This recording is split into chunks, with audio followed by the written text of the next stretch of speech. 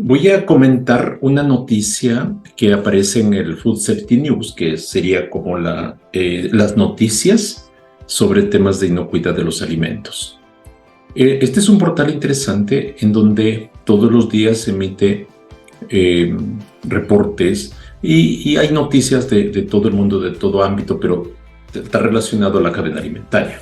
Voy a comentar una de ellas que me pareció interesante, reflexionar, revisar los elementos que tiene para ayudarnos a nuestra gestión alimentaria. La noticia es esta. Aquí está traducida al español, porque el idioma original viene en inglés, y en la traducción en español es los oscuros efectos del sol en las botellas de plástico. Esto se emitió el 9 de octubre del 2023. ¿Okay? Ahora, dice, los oscuros efectos del sol en las botellas de plástico. Esto te responde a algunos estudios. Recuerden que nosotros usamos botellas de plástico para las bebidas, agua especialmente, por ejemplo. Yo creo que su uso hoy día es intensivo. Y la botella de plástico más utilizada, y lo mencionan acá, y eso es verdad, es la que está hecho de PET o de polietileno tereptalato. ¿Ya? Y usted lo va a identificar también cuando tiene un número 1 en la simbología de materiales reciclados. ¿Ya? Se supone que esto es seguro, y de hecho la mayoría de las legislaciones considera que es un plástico seguro para los alimentos, ¿sí? Y aquí se pregunta, dice, ¿pero es seguro en realidad? Entonces, y aquí empieza a desarrollar, dicen que las botellas de plástico son relativamente, tienen relativamente pocos residuos químicos, lo que les hace seguras para usar como agua, es decir, usar en contacto con agua, ¿ya? La mayoría de los agentes, de la gente, dice, desconoce las condiciones ambientales para las que se fabricó la botella. Es decir, si bien es cierto, a nivel de laboratorio podemos determinar que es segura, pero el uso de los plásticos o de las botellas, en este caso, no se hace en un ambiente de laboratorio, en un ambiente controlado. Puede quedar expuesto al ambiente, se somete a golpes en el traslado, en la logística que se le hace, ¿no? Por ejemplo, en realidad estas botellas, y aquí empieza un poco a desarrollar el tema, ¿no? En realidad estas botellas no están destinadas para exponerse a la luz solar, ni almacenarse en un automóvil caliente. ¿A quién de ustedes no les ha pasado de que se queda en el automóvil la botella de agua y después uno la consume? Y uno cree, pues, que es seguro eso, ¿no? No te va a pasar nada de inmediato. El tema es por la acumulación, ¿no? La luz ultravioleta tiene capacidad de romper enlaces químicos, y esto es muy cierto. La luz ultravioleta es de alta energía, por lo tanto puede romper enlaces químicos. ¿Por qué menciona esto? Porque los plásticos son polímeros de molécula larga, ¿sí? Con muchos enlaces, y algunos enlaces son más débiles y por lo tanto puede ser roto por la luz ultravioleta, incluido obviamente el PET, ¿ya? Y hay un artículo que menciona ahí, lo voy a dejar este link ahí en el video para que ustedes después lo revisen con más calma, ¿no? El PET es sensible a la luz ultravioleta, especialmente a temperaturas elevadas y cuando hay humedad y oxígeno. Es decir, temperatura alta, humedad alta y presencia de oxígeno, la luz ultravioleta va a tener mayor efecto en el PET, ¿sí? Y eso hace que especialmente cuando se exponga a la intemperie. Y esta es una explicación también del por qué es difícil de reciclar. Si bien es cierto, queremos reciclar, pero generalmente los residuos están expuestos al ambiente y por lo tanto están exponiéndose a la luz ultravioleta. La exposición a los rayos UV es muy dañina para el PET. Esa es la conclusión de esta revista Recycle. Yeah. Entonces, para que ustedes lo vean en más detalle, yo lo he estado revisando, está interesante la información. Entonces, la conclusión fue, los datos del estudio que se hizo muestran que la exposición a la radiación UV es dañina para el PET. La exposición a la luz UV, ya sea proveniente en el almacenamiento externo o incluso a luces fluorescentes en tiendas minoristas, debe evitarse. Esa es la conclusión. Nosotros, cuando definimos el uso previsto de los materiales de empaque en base a PET, no definimos que no se usa, que no se exponga al ambiente. Decimos que se exponga en condiciones normales, pero no lo ponemos como prohibición de eso, y menos exposición a luces UV de fluorescentes en tiendas minoristas. ¿Sí? En otras palabras, la luz solar y el calor descomponen el plástico y producen grandes cantidades de sustancias químicas. ¿Por qué dice esto? Porque rompe los enlaces y ahí genera lo que se llaman oligómeros o libera monómeros. Y esos oligómeros son de cadena más corta y eso puede desprenderse y llegar al alimento, en este caso agua, ¿no? ¿Qué de malo, después se pregunta, tiene estos químicos que se descomponen? Según la Sociedad Endocrina, los plásticos contienen y lixivian sustancias químicas peligrosas que alteran el sistema endocrino.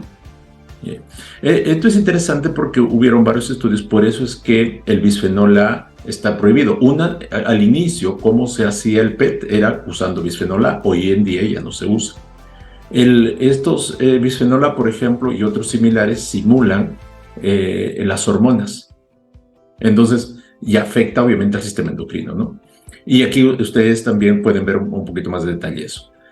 Después menciona que el Centro de Seguridad Alimentaria de Hong Kong publicó un debate sobre la salud pública sobre las botellas de agua PET en un artículo aquí, para que ustedes lo vean también, y añadió varias cositas. La conclusión fue: los productos químicos como los monómeros químicos y los aditivos que se utilizan en la fabricación pueden migrar al agua o las bebidas. Esto es una gran verdad.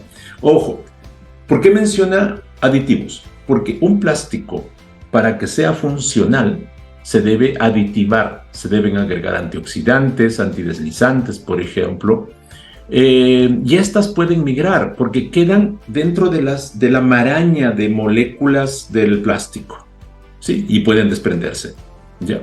Y obviamente va a depender también de la naturaleza con la que entre en contacto el plástico, la temperatura y el tiempo. Las grasas, por ejemplo, van a ayudar a migrar mayor cantidad de monómeros, ¿no? En el caso del PET, una pequeña cantidad de antimonio que se utiliza en la producción puede migrar al agua durante el almacenamiento. ¿Sí? Eso es lo que menciona aquí. ¿Qué más? Los fabricantes deben garantizar que las botellas de plástico sean seguras para su uso inmediato. ¿Sí? Sin embargo, es posible que no pueda garantizar la seguridad de sus botellas para usos más allá de las que fueron diseñadas. Por ejemplo, una botella que se use para almacenar vinagre o aceite, que eso comúnmente nosotros hacemos, reutilizamos las botellas de agua especialmente. ¿Sí? Es importante entonces que no hagamos un mal uso de las botellas de plástico. Esto menciona este debate que hubo, ¿no?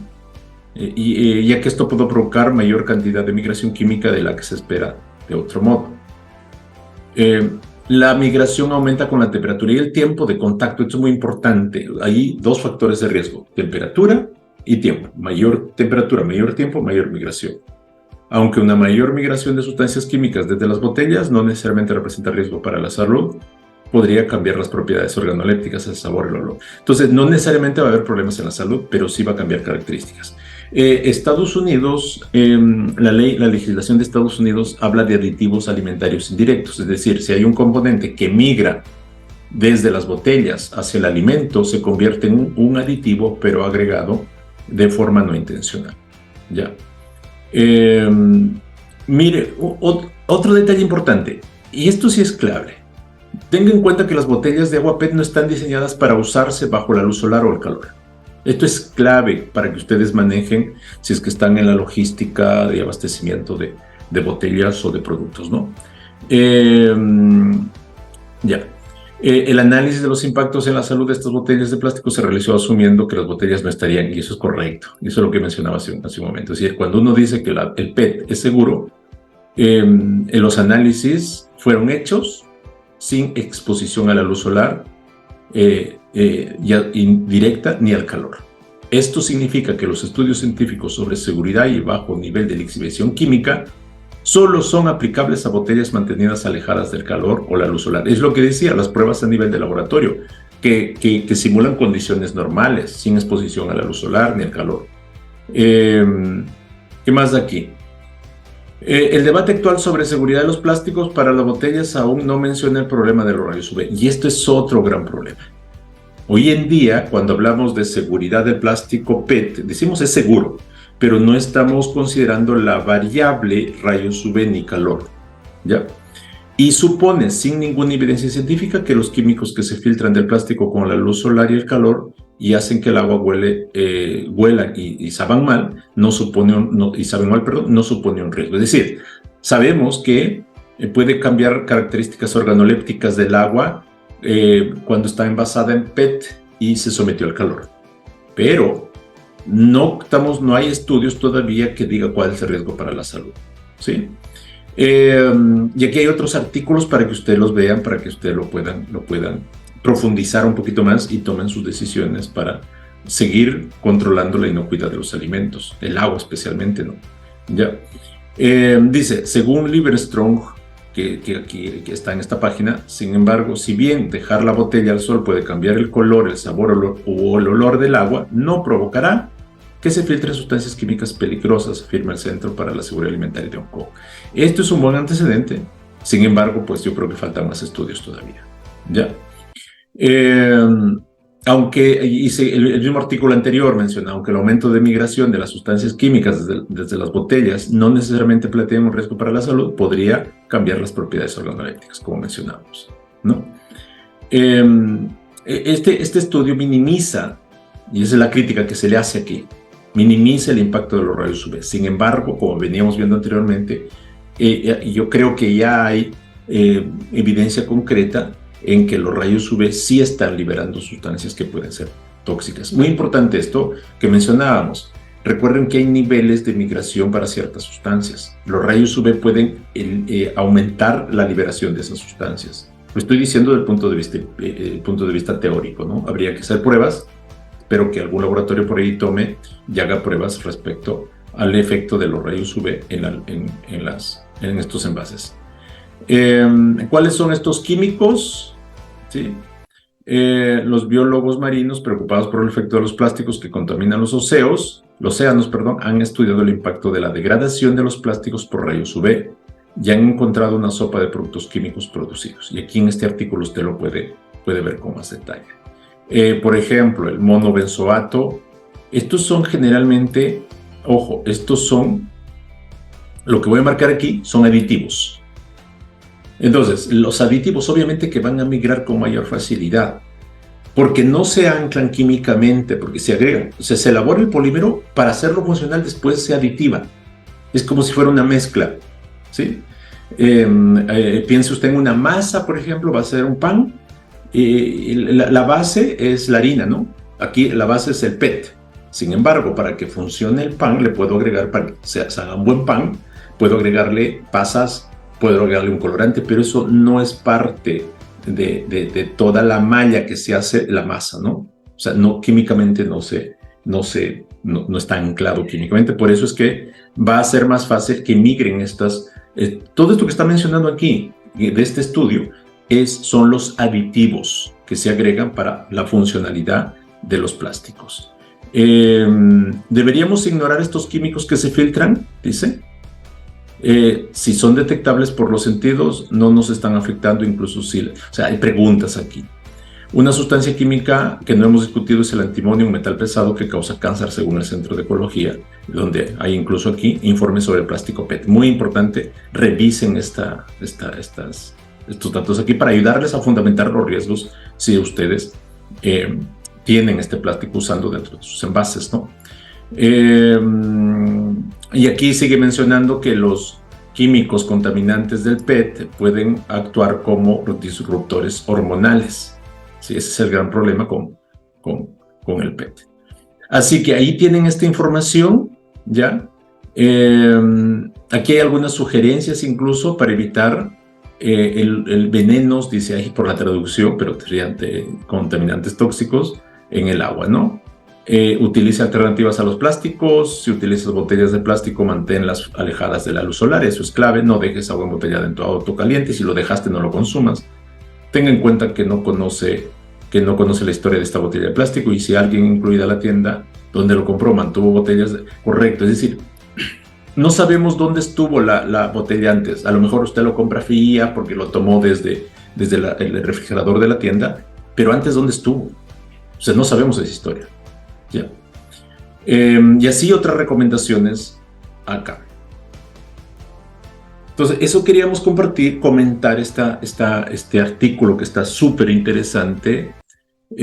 Vamos a ir comentando otros también desde el conocimiento que tenemos, pero compartiendo esto para ayudar a fundamentar los riesgos. Recuerden que la gestión de la inocuidad se basa en riesgos y nosotros debemos, y los riesgos se basan en información confiable, en información científica.